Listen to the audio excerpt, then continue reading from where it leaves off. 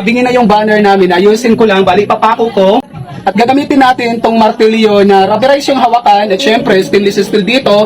Ito yung martilyong matibay dahil hindi kahoy yung pinaka-handle natin at kahit matagal na pukpukan, hindi makakapaltos yung kamay mo kasi nga malambot yung hawakan natin. Hindi siya totally malambot, ang ibig ko sabihin rubberized po siya para dito sa kahoy. Dito kasi pag matagal mo nang gamit to, kapag walang gloves yung kamay mo, mamamaltos yan. So ito kahit walang gloves, ayos lang.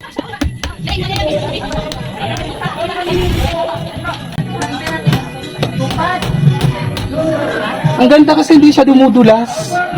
Hindi katulad ng ibang martilyo na ang dulas. Yung kumakapit lang siya.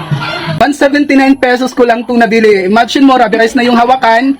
And then, stainless steel dito sa pinakahid natin. At matibay nga dahil hindi ito matatanggal. Iwan na natin yung mga ganitong martilyo kasi gawa sa kahoy, pag matagal na, natatanggal yan dito. Ang astig pa dito kasi meron na siyang sabitan. Di ba yung iba walang ganito? Ito pwede mong isabit kapag meron kang pako. O, ganyan lang.